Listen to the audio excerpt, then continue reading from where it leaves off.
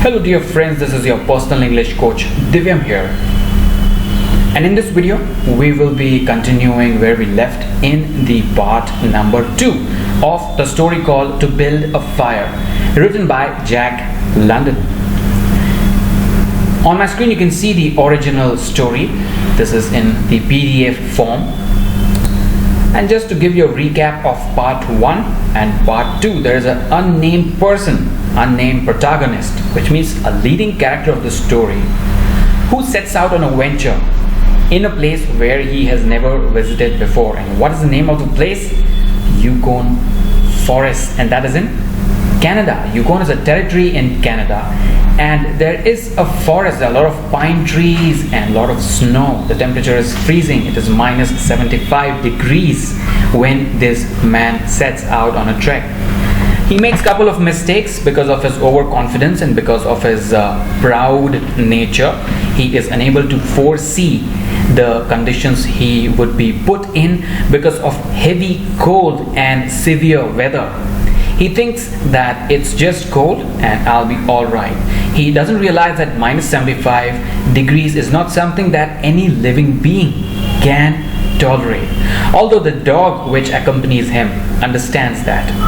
So his plan is very simple. At 12:30 reach the stream division at Henderson Creek, and then move on and reach the base camp where he started off at 6 p.m. in the evening, and join the boys who might have prepared a nice dinner for him, and then go back home. Very simple plan. But in the part 2 we got to know that in the Sulphur Creek there was an old man who had advised him that, hey, do not go to this area because it is freezing cold. You will not be able to complete your trek. But at that time, as I said, because of his pride, because of his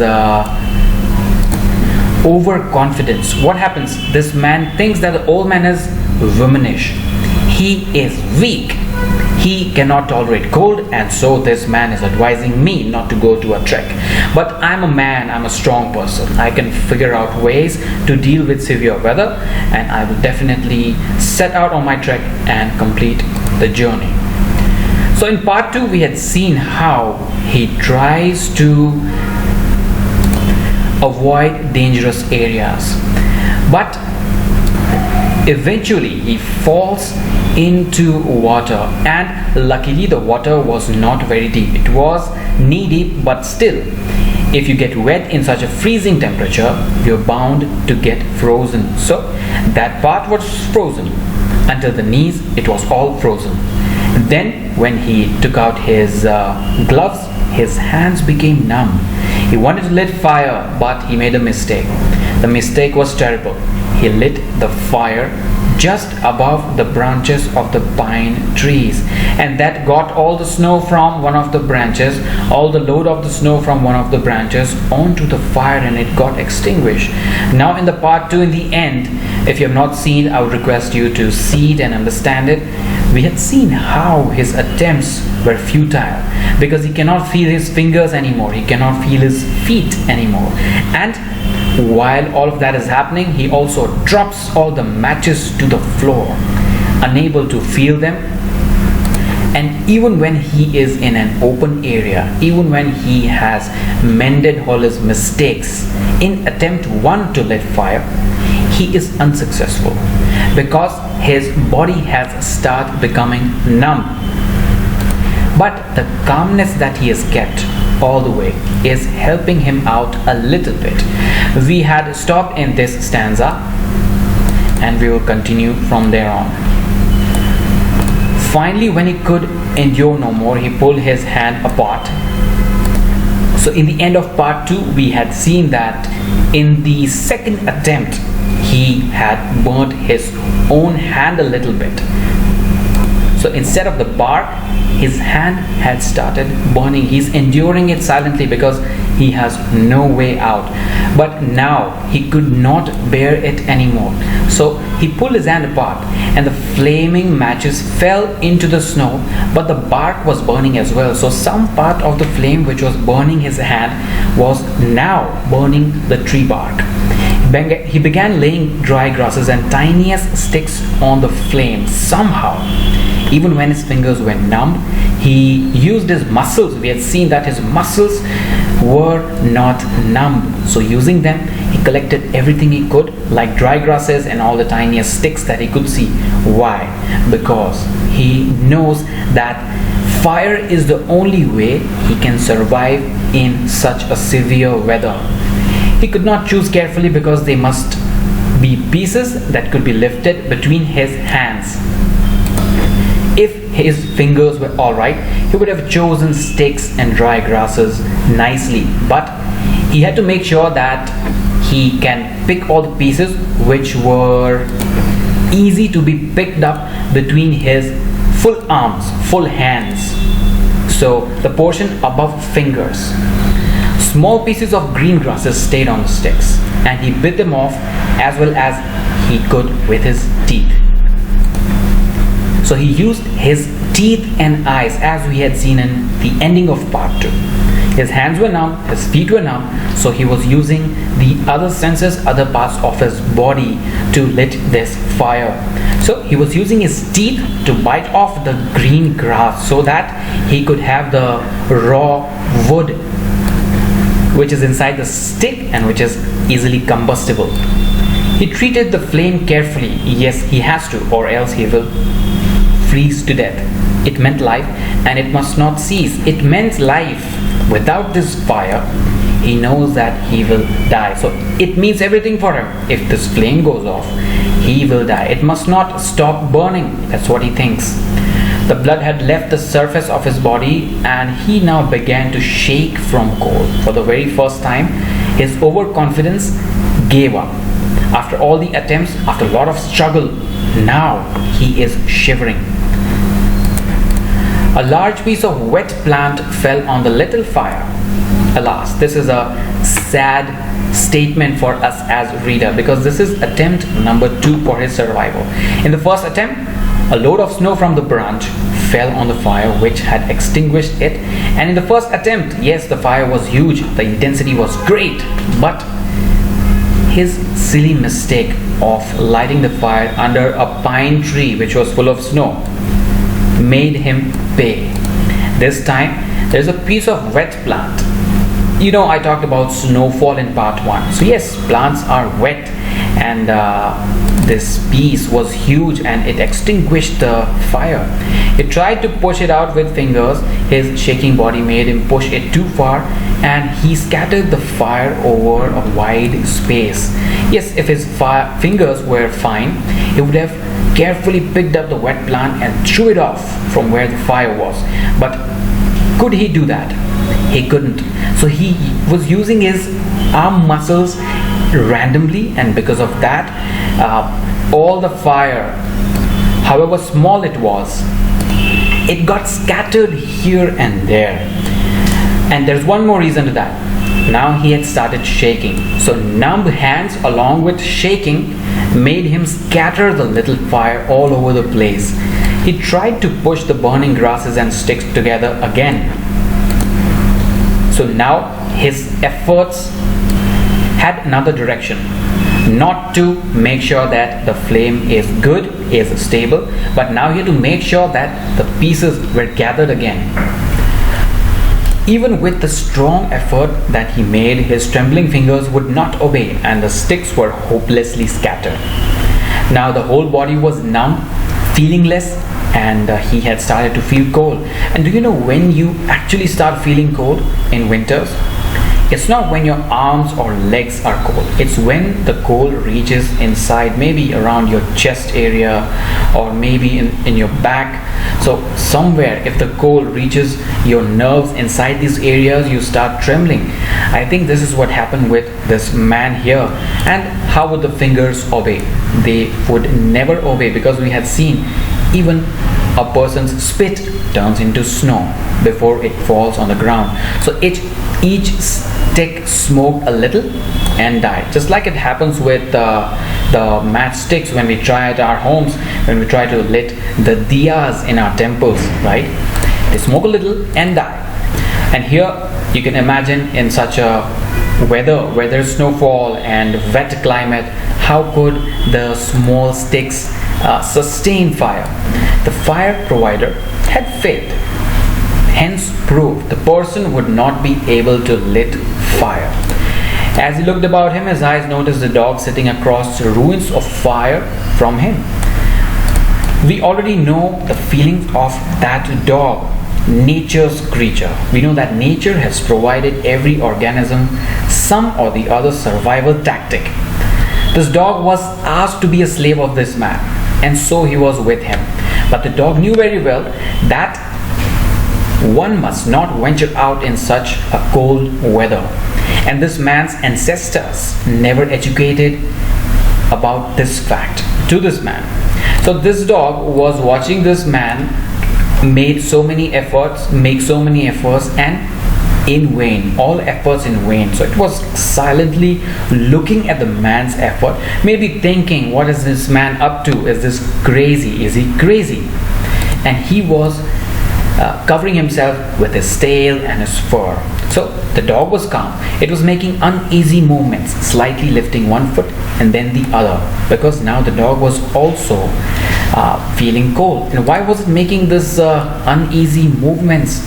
Well, it is anxious as well. It wants fire. Now nature has fed such tactics into this creature, that when it's cold you need fire. So this dog is aware that this man is the only fire provider, as the word states. This man is the fire provider. If this man fails, I will suffer along with him. So he's anxious and anxiously moving his body parts. The sight of the dog put a wild idea in his head. Now you see, when you're stuck in a place and you run out of all your options, some bad thoughts, they start coming up. There's a place I forgot long time back, and in that place there was a famine and a drought altogether. People did not have food to eat. Not only that, they also didn't have water. So what did they do to survive? They started eating human beings. This is a true story. If you want, you can Google it out. A person eating another person to survive. This is what happens. So my point is this: when you're stuck in a place and when you have to survive, wild thoughts start popping up. This man looks at the dog and a wild idea pops up in his head. He remembered the story of a man caught in storm who killed an animal, sheltered himself inside the dead body, and thus was saved.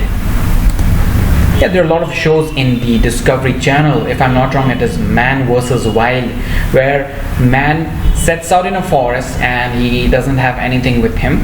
All he does is survives on flesh of animals that he sees, and tries to teach us all the tactics.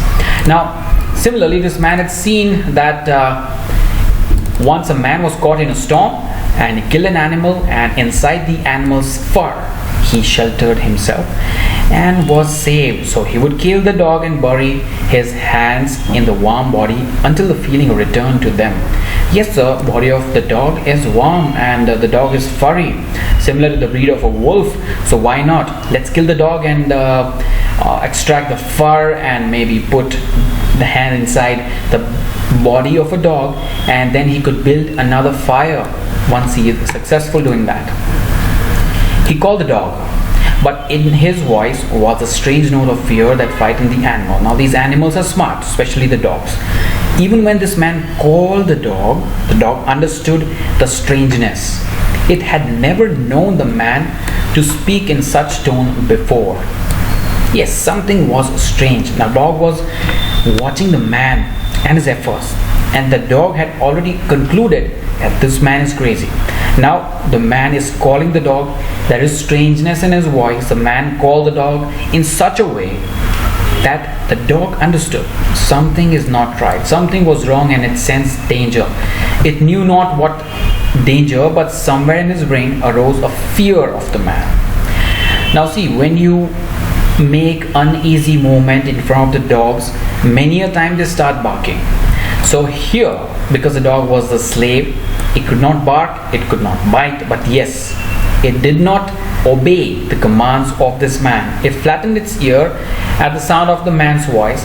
Its uneasy movement and lifting of its feet became more noticeable. It started making some uneasy movements because it knows very well that this man will never be able to lit fire, and why is he calling me now? So when you're anxious, when you're nervous, for example, if you are on a stage for the very first time, you start playing with your pen or you start making movements, you move back and forth. Similarly, this dog was anxious and it started moving its feet, but it would not come to the man. Yes, it has understood the danger. He got down on his hands and knees and went toward the dog, but this unusual position again excited fear and the animal moved away. The dog moved away from the animal. It has understood that the intentions of this crazy man are not right. The man sat in the snow for a moment and struggled for calmness. Then he pulled on his mittens using his teeth, then stood on his feet.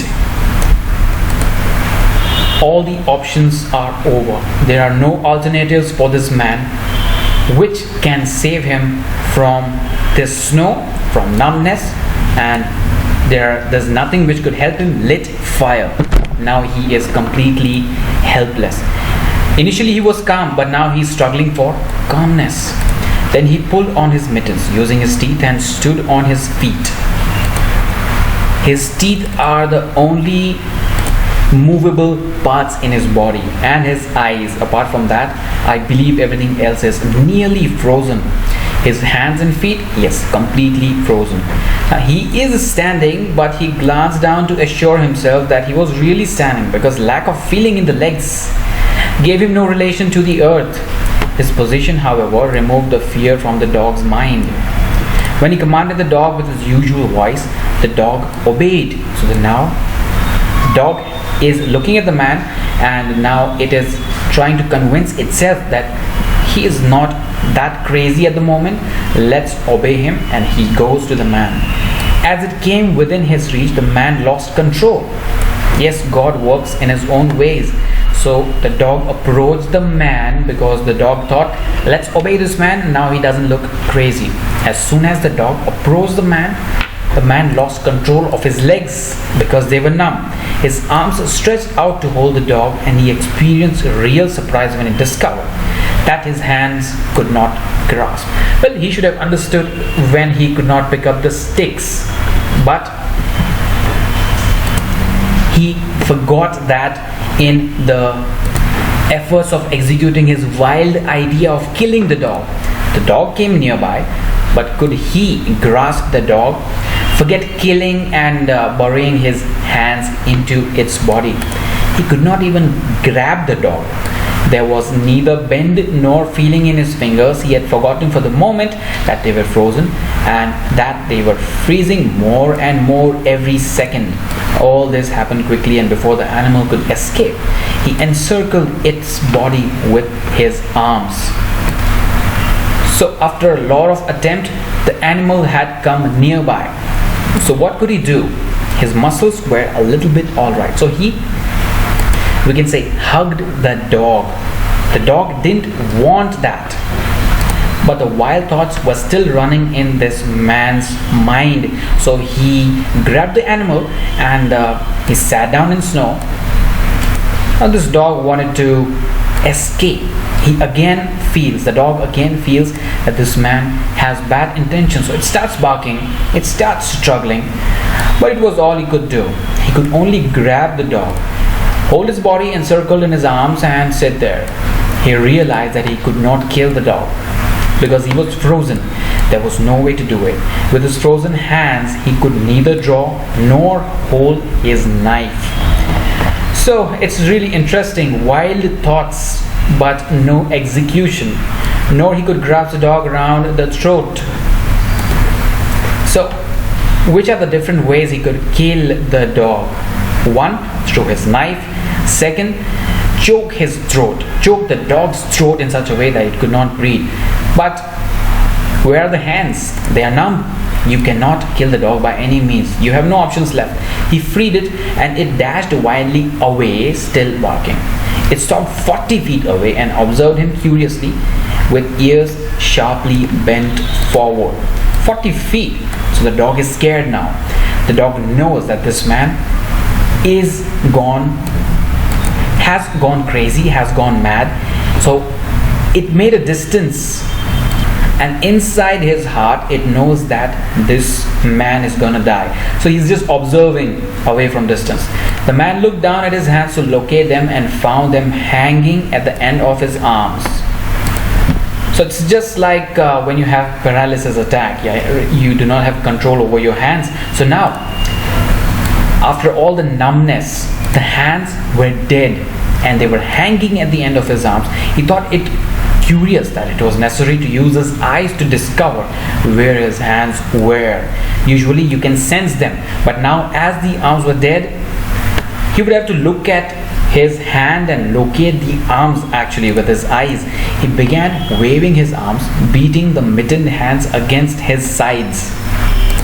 Now he did this for 5 long minutes. So how could you warm your hands in such a critical weather? Either you have fire and you can warm them, or you have to make sure that the blood flows rigorously. And how do you do that? You beat the cold part of your body with something, or maybe rub it across with another part of the body to make it warm. So he started beating his hands against his side for 5 long minutes. His heart produced enough blood to stop his shaking, but his hands were gone. You must have read the stories about people climbing Mount Everest and other mountains, right? They do climb, but when things go out of control, their hands freeze. There's also a Hollywood movie, I think it's based on Everest, where a person tries to climb and his hands are frozen, right? And eventually he has to cut off his own arm to survive. So similarly, this man has his hands numb, feelingless, and after a lot of efforts, still there is no blood sent to his arms or hands. A sudden fear of death came upon him. Obviously, he should have been scared before he started off. Now, what's the point? He realized that it was no longer a mere problem of freezing his fingers and toes or of losing his hands and feet. Now the problem was not of just losing his body parts. Now it was a survival problem. How can I survive? How can I keep myself alive? That was the problem. Forget freezing. Forget his hands and feet. Now it was a problem of life and death, with circumstances against him. Situations had turned against him. Yes, he had to survive by any means. The fear made him lost control of himself, and he turned and ran along the creek bed on the old trail. Now, when he has lost his arms and legs, he thinks of returning back. But do you think it's the right time? It is too late. Now when he is scared, he is planning to go back. So he starts running in the old path, in the path that he came along. The dog joined and followed him closely behind. The man ran blindly in fear, such as he had never known in his life. As I said, this man and his ancestors, his father, mother, never told him that the cold, if it's below 70 or below 50 degree, minus 75 degree, it's scary. You should not venture out. Now he has experienced such a critical weather for the first time in his life, and there is fear. Until then, he was considering himself as a strong man, capable of fighting off any kind of weather. So this fear got him running. Slowly he struggled through the snow. He began to see things again. The banks of the creek, the bare trees, and the sky. The running made him feel better.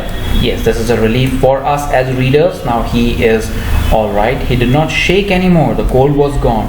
Maybe if he continued to run, his feet would stop freezing. We already read that it was not a problem of his fingers or toes freezing, but of survival. So running, I think, has helped him at this point. Maybe he is thinking that if I keep on running, then I'll be alright. Maybe if he ran far enough, he would find the camp and the boys. Without doubt, he would lose some fingers and toes and some of his face because it's frozen, it's numb, and nothing has helped so far. but the boys would take care of him and save the rest of him when he got there. So he is dependent on the boys whom he saw when he left off. Now these boys had come from a different trek and they were sitting there. Neither he communicated nor made any such a relationship with the boys, but still he's thinking that when he goes back, the boys will understand that this man is freezing, his fingers are not alive anymore, his face is frozen. The boys will look at his pitiable condition and help them, pounce to help him. That's what he's thinking. And at the same time, there was another thought in his mind that said he would never get to the camp and the boys. Two thoughts are running side by side. Number one, I'll reach the camp and the boys will take care of me. Number two, maybe I die on the way. It told him that it was too many miles away, that the freezing had too great a start, and that he would soon be dead. So that's what. The second thought is he will never be able to reach the camp. He has come too far from the camp and maybe he will be dead on the way. He pushed this thought to the back of his mind and refused to consider it. So his mind told him that, boss, you'll be dead before you reach the camp. But this man is not accepting that thought. Now, nobody likes to accept the fact that you will die one day, right? It is said that everybody want to go to heaven, but nobody want to die. So similarly, this man doesn't want to die, doesn't want to consider the thought that he will die. He has high hopes. He is thinking that he will reach the camp, and he accepts the first thought. Sometimes it came forward and demanded to be heard. What does this mean? I like the way Jack London has put these sentences. Sometimes the thought of being dead came forward and demanded to be heard, which means while he was running, he felt the incapability of him reaching the camp. He felt that I am running and I know that I cannot run for miles and miles. At one point, I'm going to give up and maybe die. But he pushed it away and tried to think of other things. So what do you do when these scary thoughts pop up your mind? You divert your mind into good thoughts. The same thing was being done by this man. It seemed strange to him that he could not run on feet, so frozen that he could not feel them when they struck the earth and took the weight of his body. We had seen a couple of times in the previous paragraphs that his feet were frozen and he could no longer feel them. But when the feet, the legs, they struck the earth, when they touched the land, they still took the weight. Now that's how God has made us, right? God has made us very powerful, capable of surviving any conditions. Do you know how many days we can stay without eating? We can stay alive for 3 days without eating or drinking. That's how God has made us, right? We have everything we need. His idea of running until he arrived at the camp and the boys presented one problem. He lacked endurance. So at this moment he's thinking that I will reach the camp, I will meet the boys. Now see, so many assumptions. How could the boys be still there? First, wrong assumptions. The boys cannot be there. Now the boys were there at 10 a.m. in the morning when you left. It's not necessary that they are still sitting there in the severe cold at 6 p.m. when this man had planned to return. So still thinking, his idea is when he'll arrive at the camp and when he'll meet the boys, there'll be one problem. He would have lost all the sustaining capability, all the endurance. Several times he caught himself as he was falling. So he is constantly trying to struggle to be stable. Right? He is unstable because his feet are numb. Finally he dropped to the ground, unable to stop his fall. Yes, he is unable to control himself now. He is running and tried all his efforts to stand up and to make sure that the blood is flowing everywhere. But final option is over. All the options are over. There's no option left. So he fell down. He tried to rise. He failed. He must sit and rest. He decided. So still, you see, this man is not losing confidence. He is not losing hopes. He has fallen down in 3 feet ice, but still he is thinking that if I sit and rest, he'll be all right. So he said, let me sit and take some rest. Next time he would merely walk and keep going. Wow, incredible man. As he sat and regained his breath, he noted that he was feeling warm and comfortable. So what happens when you run constantly and then take rest? Yes, all the sweat starts flowing. So now this time when he is sitting on the snow, he's not shaking anymore, and even seemed that a warm glow had come to his body. And yet when he touched his nose or face, there was no feeling. So at one point he was comfortable, but on the other side, did running do any advantage to him?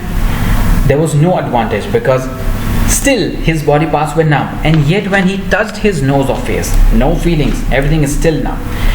Running would not bring life to them, nor would it help his hands and feet. This was his conclusion. So lighting fire, which was futile, did not do any good. Running did not do any good. Then the thought came into him that the frozen portion of the body must be increasing. Yes, he is right. Whichever parts are already frozen will be freezing even more. Why? Because it is a severe weather with a lot of cold. So he reminded himself that if I sit like this for a long time, my body parts will keep on freezing. He tried to keep this thought out of his mind and forget it. He knew that such thought caused a feeling of fright in him, and he was afraid of such feelings. It is really silly of him that he is just parking the scary thoughts. He is parking aside all those thoughts which are constantly shouting at him and telling him that he will die. And that's what caused him all the trouble, right? But the thought returned and continued until he could picture his body totally frozen. Yes, imagine a man sitting on snow with feet and hands numb, and then eventually the remaining body parts started becoming cold and frozen. This was too much, and again he ran wildly along the trail. Yes, this was too much for him. What was too much? The thoughts, not only the thoughts, but the reality now. The reality was that his body parts are freezing. Now he could not accept this reality nor the thoughts. So he started running wildly again, controlling himself. Once he slowed to walk, but the thought that the freezing of his body was increasing made him run again. And all the time the dog ran with him at heels. The dog was a constant companion throughout. When he fell a second time, the dog curled its tail over its feet and sat in front of him, facing him, curiously eager. The dog very well knows that this man is in danger. So it knows that at one point this man will not be able to stand up. But why is the dog not taking any efforts to save him? The reason is very simple. The dog doesn't care about this man. The dog is asked to be with this man, but the dog is insecure about its own self. So it is just eager and just watching this man struggle. The warmth and security of animal angered him. The man is thinking, how calm is the dog? And look at me, I'm struggling. My parts are frozen, my body is freezing, and this dog, this bloody dog, is alright. He curls it until it flattened its ears. So wherever it says it flattened its ears, it means the dog is ignoring all the curses of this man. This time the shaking because of the cold began more quickly. Yes, he was shivering even more. He was losing his battle with the frost. It was moving into his body from all sides. This thought drove him forward, but he ran no more than 100 feet when he fell head first.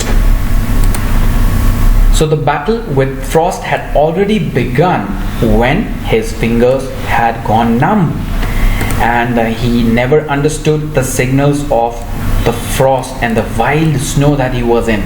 But now this battle was over, because this frost was moving into his body. It had conquered this man's body from everywhere. This thought drove him forward, but then again he is struggling to run, but he could not run more than 100 feet when he fell head first, meaning when he fell down, his head struck the ground first. It was his last moment of fear. When he had recovered his breath and his control, he sat and thought about meeting death with dignity. Now, this overconfident man knows that I am gonna die, so why not face death with some respect, with some self-esteem?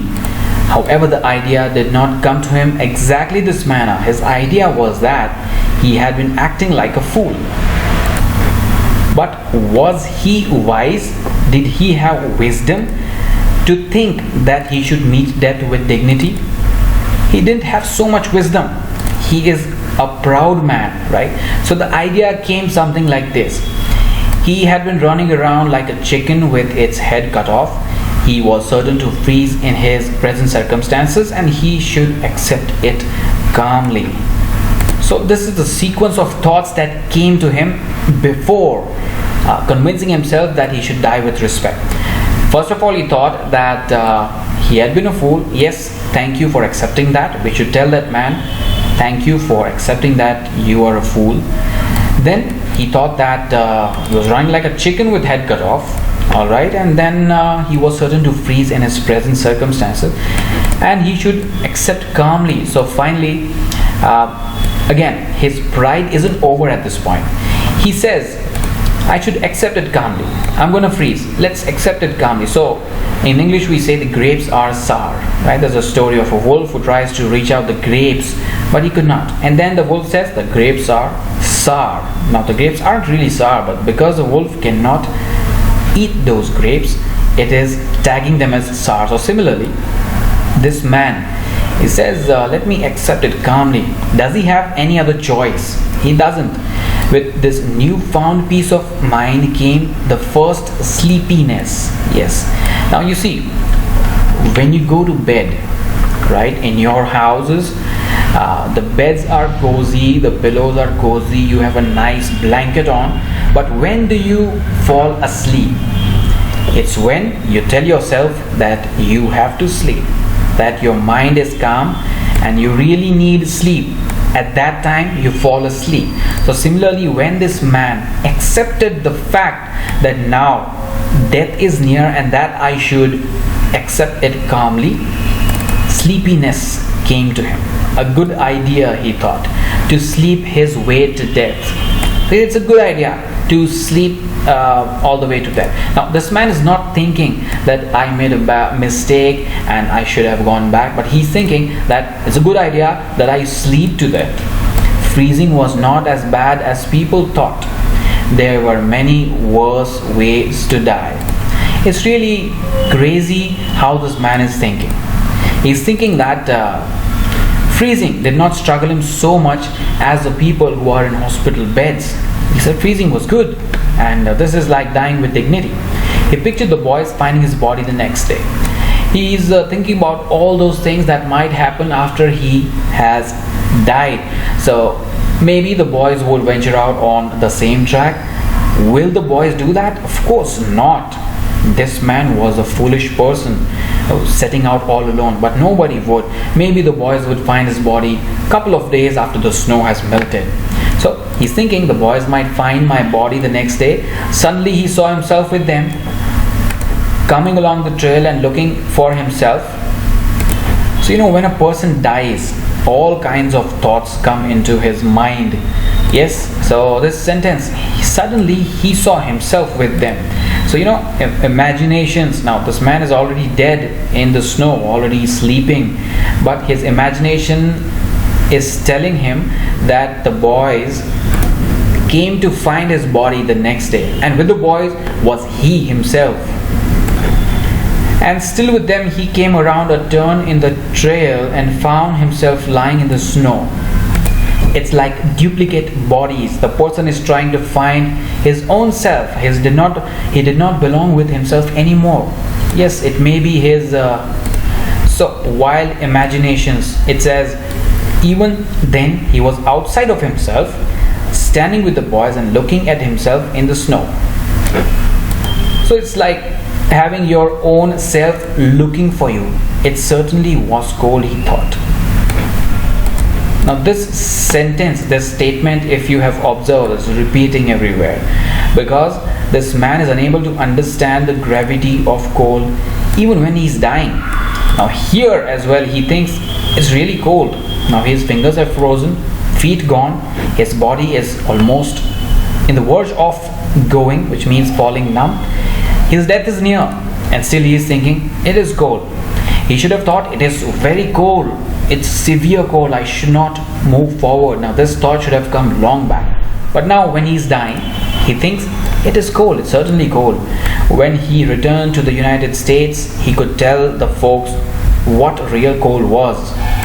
So when he's about to die, he pictured himself along with the boys, and then in his imagination he's thinking, when I go back to home and meet my folks, meet my family and relationships and all the friends and the relatives, I will tell them what real cold was.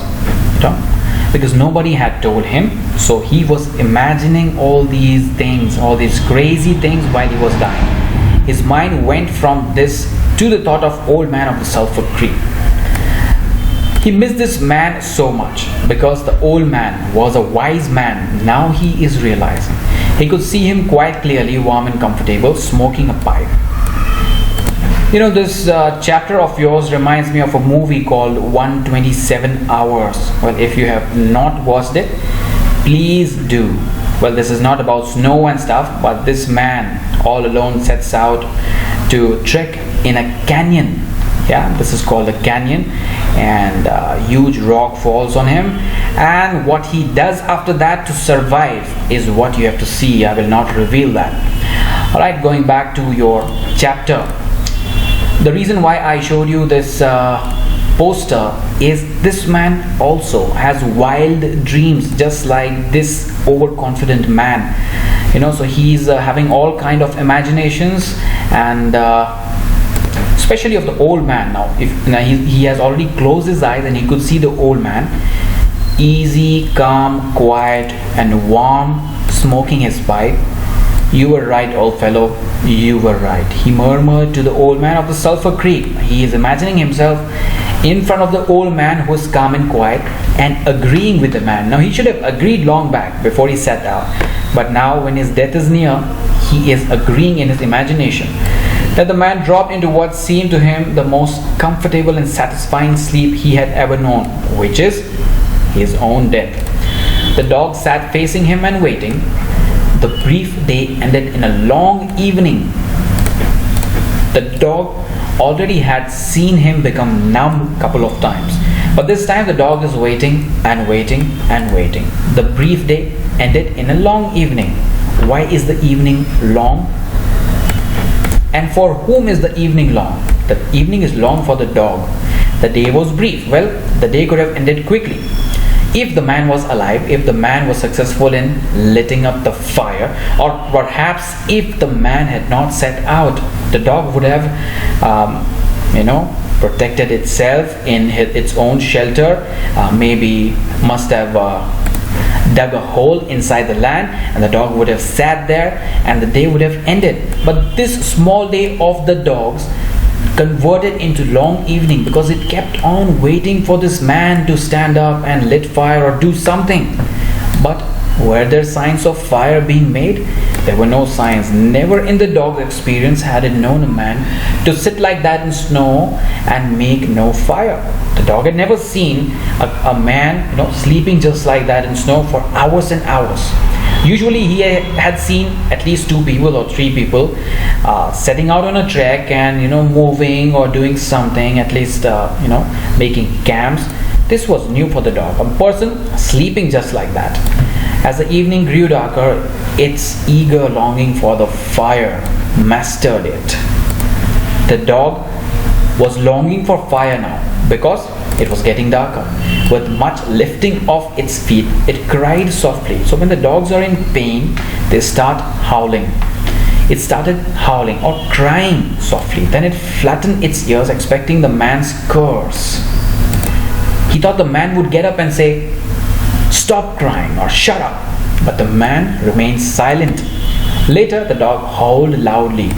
The dog got it confirmed. Now he knows very well that this man has died for sure. And still later, it moved close to the man and caught the smell of death. Now the body starts decomposing, right? In severe weather, it might not be that fast, but yes, if there is a body and there is no life in it, it starts decomposing. And dogs, yes, it can detect the dead body easily. This animal knew that this man is not alive anymore and it backed out. It started going back. A little longer delay and it would have to walk in the dark night. So it says a little longer it delayed, howling under the stars that leaped and danced and shone brightly in the cold sky. So you see, in winters the sky looks clearer, right? You must have observed this. So this dog, when it was howling loudly because of the cold, because of the longing for fire, that scene, that picture looked incredible because the sky was clear, full of stars. It was night and the dog was on its way back howling. Then it turned and ran along the trail towards the camp. It knew that these animals, they remember ways very well. It knew exactly where the camp was. It knew where the boys are. So it started off its journey. It knew that this man is dead. Now, where there were the other food providers and fire providers. Yes, the dog needs food now, the dog needs fire. It ran back to the place it always knew. It ran back to the place it had started off from, quickly, with all its skillfulness and with all its senses in the bright sky. Friends, this is the end of the story, to build a fire. So what are the different things we can discuss about this chapter? Number 1, never be overconfident. Number 2, obey the elders or obey what other people advise you. Don't be egoistic. Don't be too sure of things. Don't venture out at places all alone.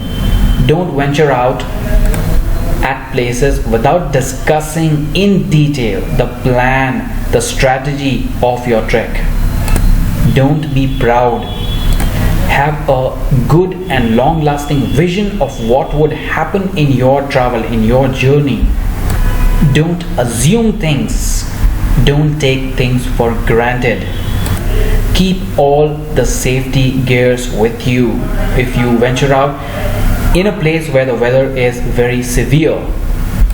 I hope you understood this story, and if there are doubts, questions, comments, or perhaps any suggestions on my explanation, I would love to hear them from you. Just put it down, write it down in the comment section, and I will make sure to address it as soon as I can. I thank you for watching and being with me. And if you have any other chapter or poems that I should explain, let me know and I will make a video on it. I thank you for watching and I hope you have a great day.